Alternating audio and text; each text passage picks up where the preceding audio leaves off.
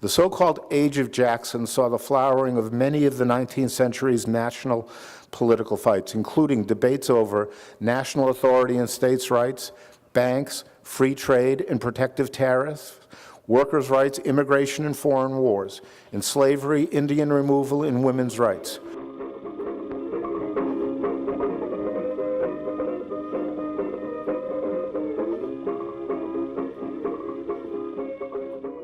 So on the 24th of May, 1844, Professor Samuel F.B. Morse, seated in the chambers of the United States Supreme Court in Washington, tapped out a message on a funny-looking device of cogs and coiled wires. He used a code that he had recently devised. We call it Morse code. And he spelled out the words, "What hath God wrought?" As those who witnessed it well understood, this demonstration would change the world.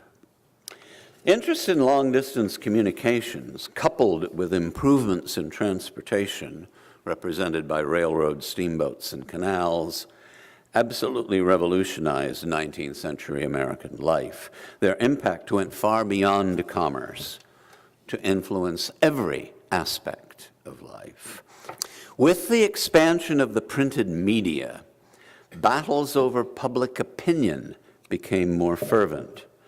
The new media of communication brought rival party programs to the attention of a wider public than had ever before been politically engaged. But the major political parties were not the only beneficiaries of improved communications.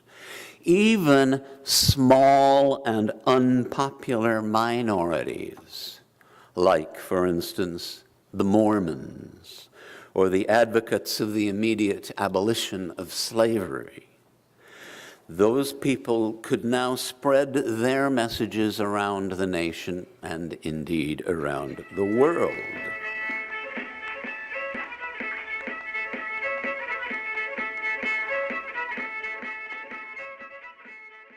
But why Jackson and why in 1828? Certainly, the expansion of the suffrage for white adult males contributed to the rise of Jackson, rather, of course, than Jackson being responsible for the expanding suffrage. The expansion of the suffrage for white males had been proceeding apace since the Revolution. It was the natural outgrowth or consequence of the democratic rhetoric of the Revolution and the early Republic. Most states had all but abolished property qualifications for white males, while gradually restricting the suffrage for other groups, most notably free African American males. But that doesn't entirely explain why those same white males would elect someone like Andrew Jackson. Jackson's actions during the Creek War and at New Orleans made him a national figure, one consulted by the powerful, including incoming President James Monroe. Lost my Jersey cow last year, where you reckon I found her? I found her in the forks of the road with the buzzard looping round her. I went down to the chicken house. Virginians very powerfully believed that they had a surplus of slaves, but they did not wish to free those slaves. They wished to sell them.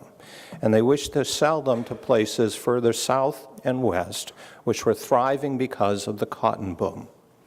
One of the great consequences of the War of 1812 is the success of American arms not against the British, but against native peoples in conquering places we now call Alabama or Michigan or Indiana and Wisconsin, and opening up vast new territories for a great acceleration of American expansion.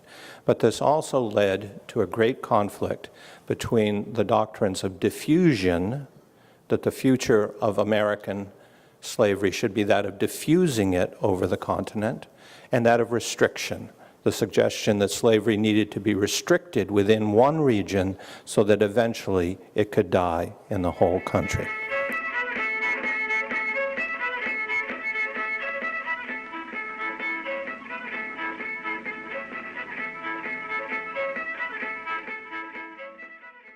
He had been an unruly orphan who repaid the kindness of solicitous relatives with churlish displays of anger.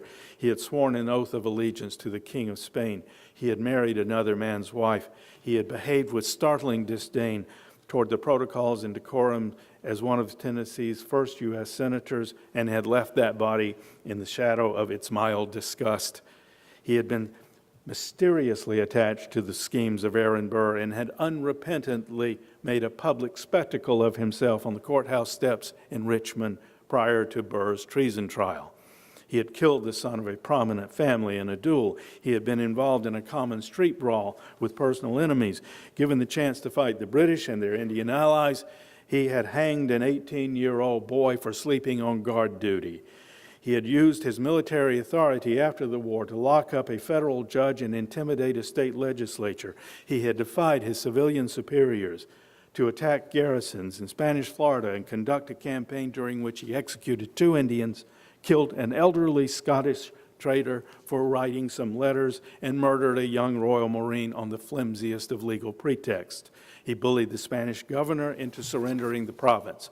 When a Senate committee had the temerity to investigate his behavior in Florida, Jackson threatened to cut off the chairman's ears, lost his temper with the Secretary of State, and added new names to a growing list of enemies, many of them celebrated and respected figures. Then he ran for the presidency.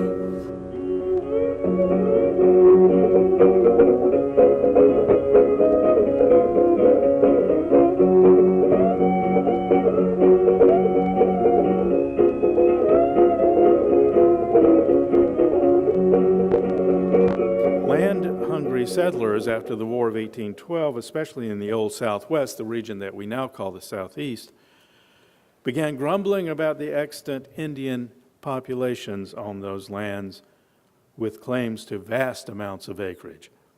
Well, consider that Jackson had already shown the way on that with the compulsory Treaty of Fort Jackson that has simply taken 23 million acres of Creek land. Such a policy was the seedbed of Indian removal.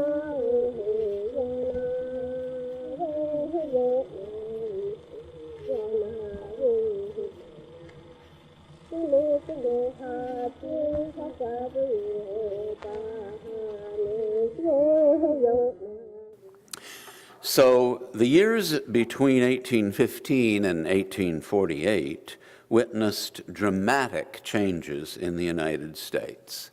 By 1848, the United States was no longer a third world country. It had become a transcontinental major power. The revolution in communications facilitated this transformation. Americans were more and more integrated into a global economy.